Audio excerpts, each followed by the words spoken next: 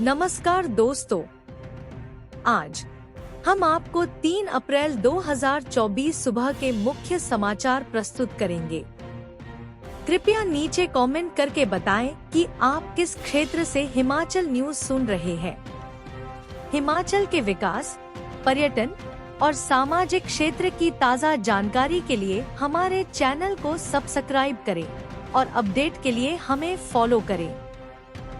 अपने समाचार वीडियो हमारे साथ साझा करें, चाहे वह स्थानीय घटनाएं हों, दिलचस्प कहानियां हों या कुछ भी रोमांचक हो, हम जानना चाहते हैं। बेझिझक अपने वीडियो लिंक छोड़ें या हमें टैग करें। आइए जुड़े रहें और उन कहानियों को साझा करें जो मायने रखती हैं। समाचार नंबर 1, सोशल मीडिया पर सुपर फ्रेंडली महिला से सावधान। सोशल मीडिया पर उस सुपर फ्रेंडली महिला से सावधान रहें जिससे आप इंस्टाग्राम, टिंडर, फेसबुक पर मिलते हैं। वह एक गिरोह की सदस्य हो सकती है जो पूरे उत्तर भारत में लोगों को स्पष्ट यौन स्थितियों में लक्षित करती है और फिर पैसे की मांग करती है ताकि उन्हें सार्वजनिक प्लेटफार्मों पर उजागर न किया जा सके।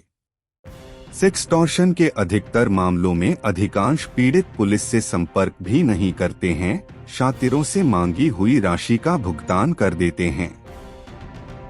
ज्यादातर मामलों में, जबकि एक महिला अक्सर स्पष्ट वीडियो कॉल में शामिल होती है, वास्तव में पुरुष गतिविधि के पीछे होते हैं। हालांकि महिलाएं कुछ घटनाओं में शामिल होती हैं। इस तरह के मामलों में यह जांचना शामिल है कि संभावित पीड़ित को कौन से पेज पसंद हैं और फिर सोशल मीडिया पर उससे संपर्क करना है। एक बार कनेक्शन हो जाने के बाद वीडियो चैट के लिए जोर दिया जाता है। कई बार महिला गिरोह की सदस्य प्रतिभागी होती हैं, हालांकि ज्यादातर मामलों में पुरुष चैट के दौरान अपनी पहचान छिपाने के लिए सॉफ्टवेयर और एप्लीकेशन का उपयोग करते हैं। उसके बाद वह अभद्र बातचीत शुरू करते हैं। यहाँ तक कि अगर पीड़ित उसी तरह से प्रतिक्रिया नहीं देते हैं तो स्क्रीनशॉट को यह दिखाने के लिए मौफर किया जाता है कि वे भद्दी हरकतों का हिस्सा हैं। आरोपी एक छोटी राशि की मांग के साथ शुरू करते हैं, जैसे कि 10,000 रुपए, और इसे धीरे धीरे बढ़ाते हैं। शिमला साइबर सेल ने जारी की एडवाइजरी। सेक्सटॉर्शन के बढ़ रहे मामलों को लेकर साइबर सेल शिमला ने एडवाइजरी की है। DIG cyber crime Mohit Chawla ने बताया कि पंजीकृत लोगों की तुलना में अधिक मामले हैं, क्योंकि शिकायतकर्ता आमतौर पर मामले को आगे नहीं बढ़ाना चाहते।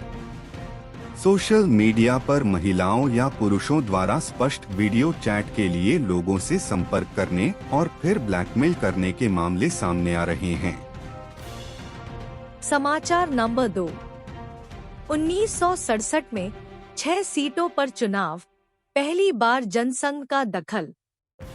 लोकसभा चुनाव के इतिहास में वह तारीख भी दर्ज है जब हिमाचल में 4 नहीं बल्कि 6 संसदीय सीटें थी। प्रदेश के राजनीतिक इतिहास का 6 सीटों के लिए यह पहला और आखिरी चुनाव था। चुनाव ने हिमाचल में जनसंघ के दखल के तौर पर भी पहचान बनाई है। सभी 6 सीटें भले ही कांग्रेस ने जीती थी, लेकिन उसे कांगड़ा और हमीरपुर में सबसे ज्यादा कांटे की टक्कर देखने को मिली थी। यहाँ जीत का अंतर हमीरपुर में 2.8% तो कांगड़ा में 4% रहा था। इतिहास के पन्नों को खंगालें तो 1967 में देश की संसद का चौथा लोकसभा चुनाव था और इस बार हिमाचल में महासू, शिमला, हमीरपुर, कांगड़ा, चंबा और मंडी सीटें दांव पर थी। 1967 में 7,76,764 लोगों ने मतदान किया था। इन चुनाव में महासू सीट से पूर्व मुख्यमंत्री वीरभद्र सिंह दूसरी बार सांसद चुने गए थे। वीरभद्र सिंह ने अपने प्रतिद्वंद्वी एन किशोर को 59,510 मतों के अंतर से पराजित किया था।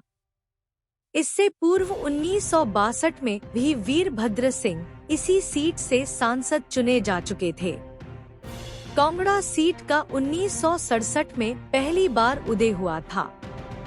जनसंघ ने 3 सीटों कांगड़ा, हमीरपुर और शिमला में अपने प्रत्याशी मैदान में उतारे थे। कांगड़ा में श्रवण कुमार को कांग्रेस के एच राज ने 5,402 मतों से शिकस्त दी थी। चंबा से कांग्रेस प्रत्याशी के बी प्रकाश को 4,861 वोटों के अंतर से हराया था, जबकि मंडी सीट पर कांग्रेस केएल सेन ने निर्दलीय इंद्र सिंह को 34,265 मतों के अंतर से पराजित किया था। इसके अलावा अन्य सीटों की बात करें, शिमला से कांग्रेस के पी सिंह ने बीजेएस के एस सिंह को 33,130 मतों से पराजित किया था। हमीरपुर की सीट पर कांग्रेस के पीसी वर्मा ने बीजेएस के जगदेव चंद को 3,243 मतों से हराया था। 1971 में महासू और चंबा सीटें इतिहास में दर्ज हो गई। 1957 में पहली बार मिले थे 4 सांसद। 1957 में संसदीय सीटों की संख्या को 2 से बढ़ाकर 3 किया गया था, जबकि सांसदों की संख्या 4 हो गई थी। महासू में यशवंत सिंह और नेक राम 2 सांसद चुने गए थे। वहीं जोगेंद्र सेन और चंबा से पदम देव हिमाचल की अगुवाई करने दिल्ली पहुंचे। 1962 में चंबा और सिरमौर की सीटों को अलग अलग कर दिया गया। चंबा से कांग्रेस के चतर सिंह, मंडी से ललित सेन, महासू सीट से वीरभद्र सिंह और सिरमौर से प्रताप सिंह लोकसभा का चुनाव जीते थे। 2 सीटों से शुरू हुआ हिमाचल का सफर। हिमाचल का लोकसभा में सफर महज 2 सीटों से शुरू हुआ था। 1951 में हुए पहले आम चुनाव में हिमाचल के हिस्से मंडी, महासू और चंबा सिरमौर की 2 ही सीटें थी। हालांकि चुनाव के बावजूद हिमाचल को 3 सांसद दिए गए थे। इनमें मंडी महासू सीट से अमृत कौर और गोपी राम पहले सांसद बने थे, जबकि चंबा सिरमौर की सीट पर चुनाव हुआ था। AR सेवल ने बीजेएस के HS बाम को 16,586 मतों से पराजित किया था। तीनों ने पहली बार प्रदेश का प्रतिनिधित्व किया था। समाचार नंबर 3। 1 जुलाई 2024 से लागू होगी भारतीय न्याय संहिता। कानून और व्यवस्था के लिए केंद्र की नरेंद्र मोदी सरकार द्वारा लागू किए गए 3 नए कानून हिमाचल में 1 जुलाई 2024 से लागू हो रहे हैं। इन्हें प्रभावी बनाने के लिए मंगलवार को मुख्य सचिव प्रबोध सक्सेना ने संबंधित विभागों के साथ बैठक की। इस बैठक में नव अधिनियमित आपराधिक कानून भारतीय न्याय संहिता 2023, भारतीय नागरिक संहिता 2023 और भारतीय साक्ष्य अधिनियम के कार्यान्वयन के संबंध में चर्चा की गई। मुख्य सचिव ने कहा कि प्रदेश में 1 जुलाई 2024 से नए कानूनों का प्रभावी क्रियान्वयन सुनिश्चित करने के लिए पुलिस और सभी संबंधित विभागों में उचित प्रबंध सुनिश्चित किए जाएंगे। उन्होंने कहा कि पुलिस, न्याय अधिकारियों, राज्य फोरेंसिक विज्ञान, जेल अधिकारियों एवं फील्ड स्टाफ को नए कानूनों के संबंध में डिजिटल तकनीक का प्रयोग कर प्रशिक्षण प्रदान किया जाएगा। डिजिटाइजेशन को ध्यान में रखते हुए इन कानूनों में आधुनिक तकनीक को समाहित किया गया है।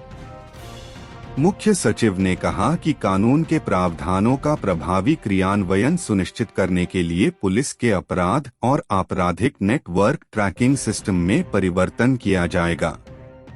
इसके अंतर्गत सिस्टम के सॉफ्टवेयर को नए कानूनों के आधार पर अपडेट किया जाएगा। बैठक में अतिरिक्त मुख्य सचिव ओंकार चंद शर्मा, डीजीपी संजय कुंडू, महानिदेशक कारावास SR ओझा, सचिव विधि शरद कुमार लगवाल, निदेशक अभियोजन मोहिंद्र चौहान सहित अन्य वरिष्ठ अधिकारी उपस्थित थे। समाचार नंबर 4। 3 महीने में कितने कम हुए सड़क हादसे, जानिए। हिमाचल प्रदेश में वर्ष 2023 की तुलना में वर्ष 2024 के दौरान 1 जनवरी से 31 मार्च तक प्रदेश में दुर्घटनाओं में 14% कमी दर्ज की गई है। हिमाचल प्रदेश पुलिस ने राज्य भर में सड़क दुर्घटनाओं और मृत्यु दर को कम करने के लिए एक व्यापक रणनीति तैयार की है। एक उल्लेखनीय उपलब्धि में हिमाचल प्रदेश ने सड़क दुर्घटनाओं और मृत्यु दर में पर्याप्त कमी देखी है, जो जमीनी स्तर पर मोटर वाहन नियमों और कानूनों को लागू करने की प्रभावशीलता को उजागर करती है। 1 जनवरी से 31 मार्च 2023 की अवधि के आंकड़ों की तुलना 2024 की इसी अवधि से करने पर सड़क दुर्घटनाओं में उल्लेखनीय गिरावट का पता चलता है। डीजीपी संजय कुंडू ने बताया कि हमने वर्ष 2023 की तुलना में वर्ष 2024 के दौरान राज्य में दुर्घटनाओं में 14%, मृत्यु दर में 27% और चोटों में 18% की कमी लाने में सफलता प्राप्त की है। हिमाचल प्रदेश के पुलिस महानिदेशक संजय कुंडू ने लाइव सड़क दुर्घटना डाटा का प्रभावी ढंग से विश्लेषण करने में यातायात, पर्यटक और रेलवे विंग के मेहनती प्रयासों की सराहना की है। शिमला जिला में सबसे कम हादसे। शिमला पुलिस की 1 मिनट ट्रैफिक प्लान से सड़क हादसों में कमी आई है। वहीं सड़क हादसों में होने वाली मौत का आंकड़ा भी कम हुआ है। शिमला में पिछले साल के मुकाबले इस साल में 3 माह में मार्च महीने तक गाड़ियों की आवाजाही बढ़ने के बावजूद शहर की सड़कों में जाम की समस्या कम हुई है। वहीं सड़क हादसों में मौत का आंकड़ा भी कम हुआ है। पिछले साल वर्ष 2023 में मार्च महीने तक 85 सड़क हादसों में 39 लोगों की मौत हुई थी और 144 लोग घायल हुए थे, लेकिन इस साल में मार्च तक 25 सड़क हादसे और 3 मौतें और घायलों की संख्या 61 कम हुई है। इस वर्ष 2024 में मार्च महीने तक शिमला में 60 सड़क हादसों में 36 लोगों ने जान गंवाई है और 83 लोग घायल हुए हैं। समाचार नंबर 5। इस साल भी गर्मियों में शिमला आएंगी राष्ट्रपति द्रौपदी मुर्मू। पिछले साल की तरह इस साल भी राष्ट्रपति द्रौपदी मुर्मू गर्मियों में शिमला आ रही हैं।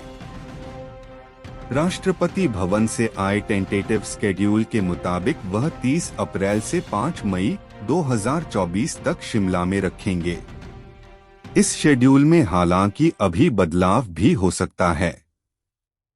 इस दौरान राष्ट्रपति छराबड़ा स्थित अपने सरकारी निवास दी रिट्रीट में रुकेंगी और शिमला के प्रबुद्ध लोगों से भी मुलाकात करेंगी। राष्ट्रपति निवास से मिले संदेश के बाद राज्य सरकार राष्ट्रपति दौरे की तैयारी में जुट गई है। आचार संहिता के कारण इस दौरे के दौरान ज्यादा कार्यक्रम नहीं हो पाएंगे, लेकिन सामान्य प्रशासन विभाग को जरूरी तैयारियां करने के लिए कह दिया गया है। पिछले साल भी राष्ट्रपति 4 दिन के आधिकारिक दौरे पर शिमला आई थीं। तब यह दौरा 18 से 21 अप्रैल तक था। द्रौपदी मुर्मू का यह पहला शिमला दौरा था। पहली बार शिमला आने पर राजभवन में उनके लिए सिविक रिसेप्शन भी आयोजित की गई थी। राष्ट्रपति निवास छराबड़ा में 20 अप्रैल को एट होम का आयोजन हुआ था और 21 अप्रैल को राष्ट्रपति दिल्ली लौट गई थीं। एट होम का आयोजन इस बार भी किया जा रहा है।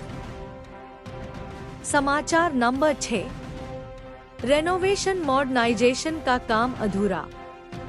जिला सिरमौर की एकमात्र 60 मेगावाट जल विद्युत परियोजना का जीर्णोद्धार एवं आधुनिकीकरण कार्य योजना ठंडे बस्ते में पड़ गई है।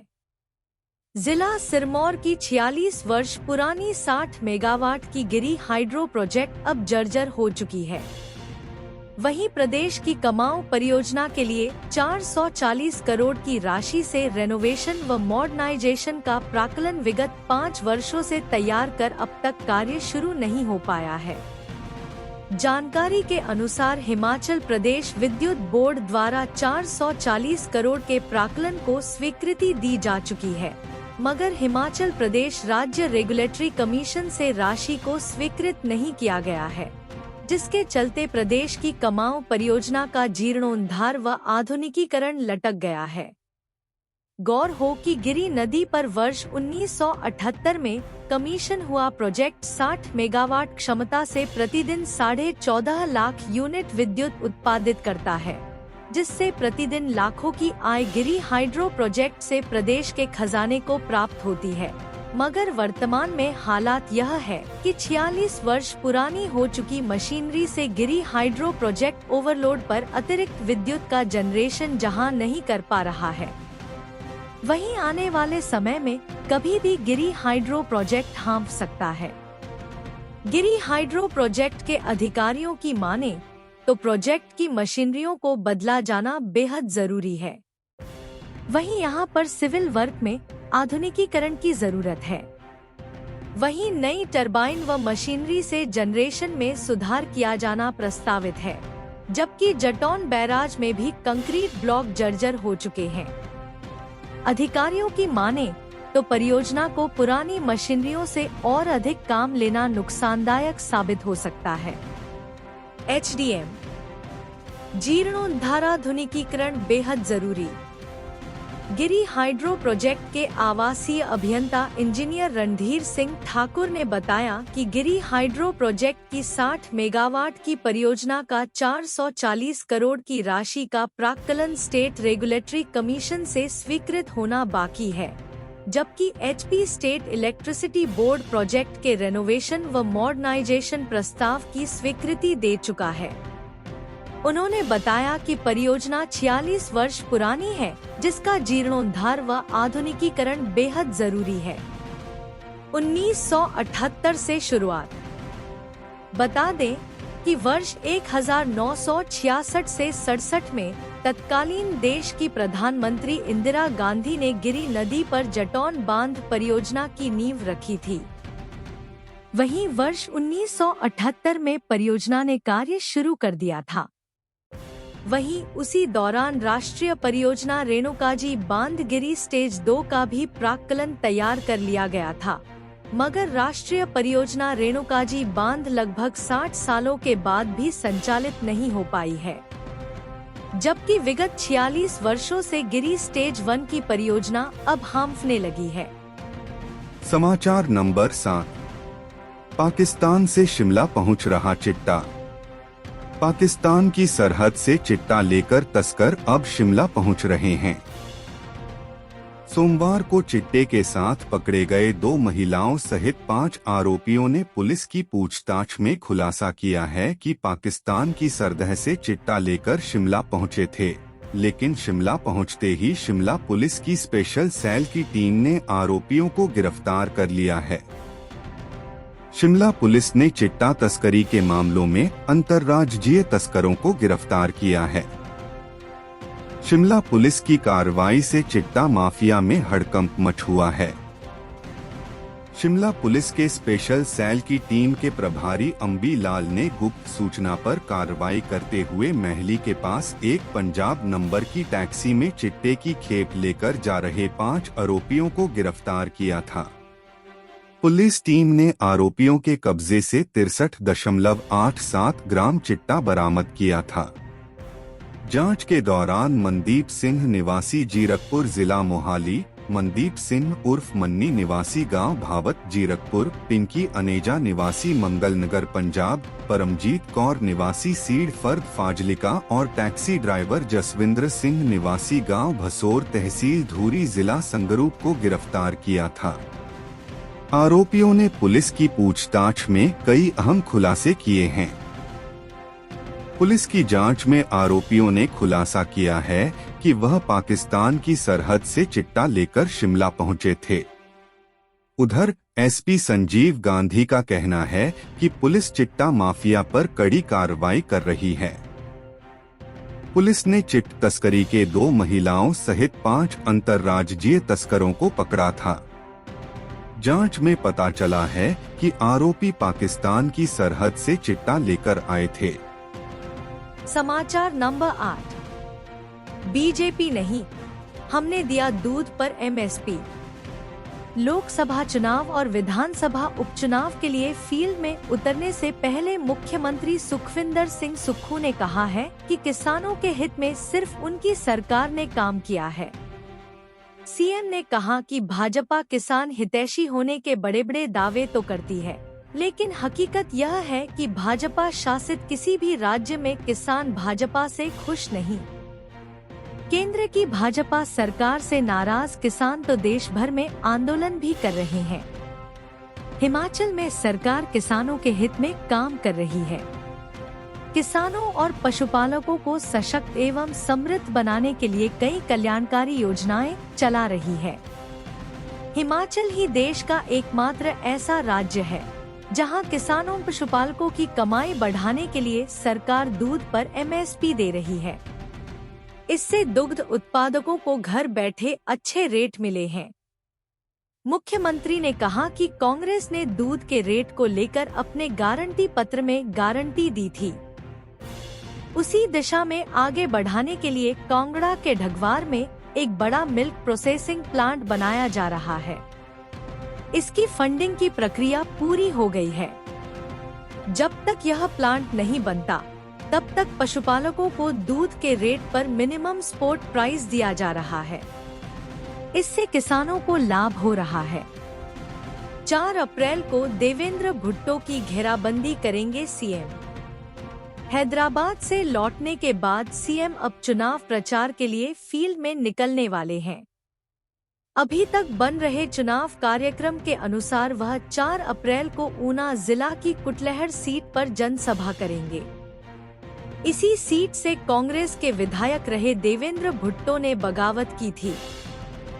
अब वह भाजपा के टिकट पर चुनाव मैदान में है। कांग्रेस ने अभी वहां प्रत्याशी फाइनल करना है।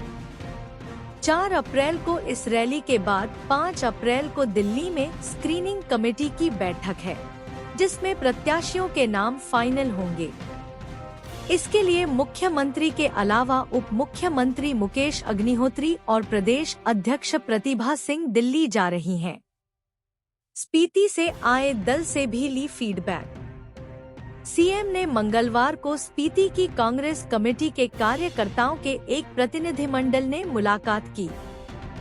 मुलाकात के दौरान लाहुल और स्पीति के राजनीतिक विषयों पर विस्तार चर्चा हुई। प्रतिनिधिमंडल के सदस्यों ने बताया कि सरकार की जन कल्याणकारी योजनाओं का लाभ लोगों तक पहुंच रहा है। सरकार ने 18 वर्ष से अधिक की पात्र महिलाओं को 1500 रुपए प्रतिमाह देने की शुरुआत भी लाहुल स्पीति से ही की थी। कांग्रेस का हर एक कार्यकर्ता भाजपा के धनबल का पुरजोर विरोध कर रहा है। इस बार भाजपा को कोमा में पहुंचाएगी जनता। 7वें राज्य वित्तायोग के अध्यक्ष नंद लाल और मुख्य संसदीय सचिव किशोरी लाल ने कहा है कि 4 जून के बाद भाजपा कोमा में होगी, क्योंकि जनता अपने वोट से उसे वहां पहुंचा देगी। नेता प्रतिपक्ष जयराम ठाकुर पर पलटवार करते हुए उन्होंने कहा कि वह मुख्यमंत्री बनने के सपने देख रहे हैं। भाजपा के पास 25 तथा कांग्रेस के पास 34 विधायक हैं और सरकार पूर्ण बहुमत में है।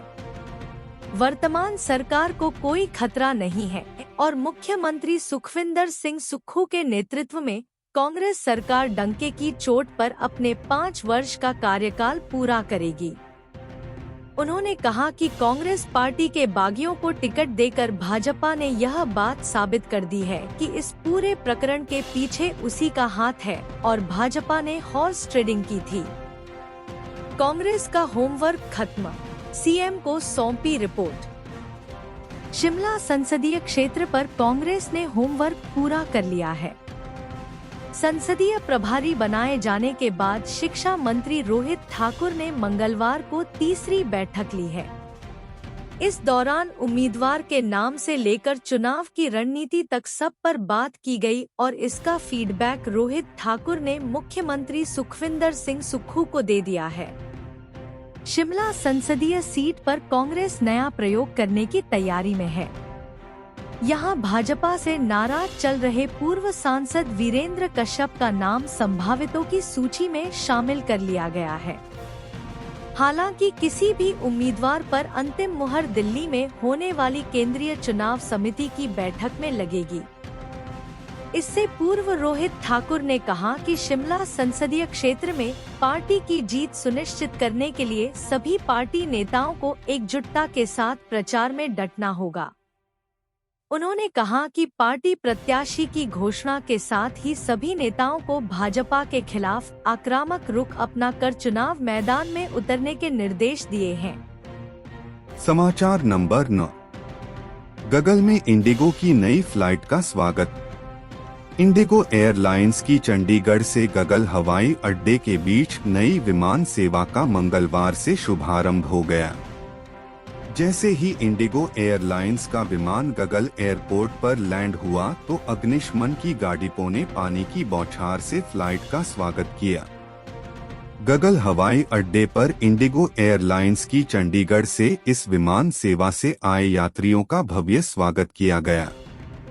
गगल हवाई अड्डे पर भारतीय विमानपत्तन प्राधिकरण सिविल हवाई अड्डा गगल के निदेशक धीरेन्द्र सिंह, इंडिगो एयरलाइंस के गगल हवाई अड्डे पर स्थित सभी अधिकारियों और कर्मचारियों ने यात्रियों को पुष्प गुच्छ भेंट किए। चंडीगढ़ से आई इस विमान सेवा से 53 यात्री चंडीगढ़ से गगल पहुंचे और 50 यात्री गगल हवाई अड्डे से चंडीगढ़ के लिए रवाना हो गए। ज्ञात रहे कि गगल हवाई अड्डे पर एलायंस एयर की शिमला से 1 और दिल्ली से 1, स्पाइस जेट की 3 और इंडिगो एयरलाइंस की 3 विमान सेवाएं हो गई है। समाचार नंबर 10। चुनाव में शराब की तस्करी पर आबकारी विभाग सख्त। आबकारी और कराधान विभाग ने आदर्श आचार संहिता लागू होने के बाद प्रदेश में निगरानी बढ़ा दी है। विभाग ने वोट में बदले प्रलोभन मिलने की स्थिति में विभाग के टोल फ्री नंबर पर संपर्क करने का आह्वान किया है। राज्य आयुक्त यूनुस ने सभी नागरिकों से आह्वान किया कि अवैध शराब बांटने के मामले संज्ञान में आने पर टोल फ्री नंबर 180018080662, दूरभाष नंबर 017726200426 और व्हाट्सएप नंबर 94,183 से 31,426 सहित मेल पर साझा कर सकते हैं। उन्होंने बताया कि सभी तरह के अवैध कारनामों को जागरूक लोगों की मदद से रोका जाएगा। राज्य आयुक्त यूनुस ने बताया कि अवैध शराब की धरपकड़ में अभियान चलाया जा रहा है। आदर्श आचार संहिता लागू होने के उपरांत आबकारी विभाग ने 2.20 लाख बल्क लीटर अवैध शराब बरामद की है। विभाग ने एक सघन अभियान के दौरान जिला बिलासपुर, जिला के दबट और माजरी में तलाशी अभियान के दौरान अवैध शराब की 10 भीड़ों पर कार्रवाई की। पंजाब के आबकारी विभाग के साथ की गई इस संयुक्त कार्रवाई में 18,000 बल्क लीटर लाहन बरामद कर नष्ट किया गया। इसकी अनुमानित कीमत 18 लाख रुपए आंकी गई है। जिला ऊना की आबकारी विभाग की टीम ने 2 अलग अलग मामलों में 13,730 बल्क लीटर शराब बरामद की है। पंजाब के आबकारी विभाग के साथ संयुक्त कार्रवाई। आबकारी विभाग की टीम ने पंजाब राज्य की आबकारी टीम और पुलिस के साथ संयुक्त कार्रवाई कर क्षेत्र के छन्नी और बेली इंदौरा में लगभग 54,200 लीटर कच्ची शराब बरामद कर नष्ट की। इसकी कीमत लगभग 54.20 लाख रुपए आंकी गई है। विभाग ने गत दिनों मंडी के नेरचौक से जोगिंद्रनगर गैर कानूनी रूप से ले जाई जा रही 500 पेटियां अंग्रेजी शराब और 50 पेटियां बियर भी बरामद की। विभाग की विभिन्न टीमों ने जिला शिमला, बद्दी, मंडी और कुल्लू में भी अवैध शराब बरामद की है। समाचार नंबर 11। नए वोटर्स के आई कार्ड में देरी, मुख्य निर्वाचन आयुक्त नाराज। लोकसभा चुनाव से पहले मतदाता पहचान पत्रों के आवंटन में देरी पर मुख्य निर्वाचन आयुक्त ने नाराजगी जताई है। उन्होंने कहा कि 10 मई 2023 से अब तक कुल नए मतदाताओं की संख्या 1,81,509 दर्ज है, जबकि वितरित EPIC कार्डों की कुल संख्या 1,67,135 है। उन्होंने DO को डाक विभाग से नियमित रूप से मतदाता कार्डों की वास्तविक डिलीवरी सुनिश्चित करने के निर्देश दिए हैं। मनीष गर्ग मंगलवार को सभी उपायुक्तों की बैठक को संबोधित कर रहे थे। उन्होंने मतदाताओं की सुविधा के लिए सभी मतदान केंद्रों में रैंप का निर्माण, शौचालय, स्वच्छ पेयजल की सुविधा इत्यादि के साथ साथ 100% सुनिश्चित न्यूनतम सुविधाएं प्रदान करने के भी निर्देश दिए।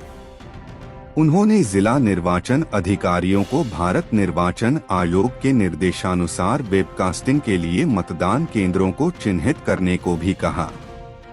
लोकसभा निर्वाचन के साथ साथ होने वाले उपचुनावों को ध्यान में रखते हुए मतगणना स्थल, स्ट्रांग रूम, मतगणना के बाद EVM के भंडारण आदि की पूरी सूची 10 अप्रैल 2024 तक मुख्य निर्वाचन अधिकारी कार्यालय को उपलब्ध करवाई जाए।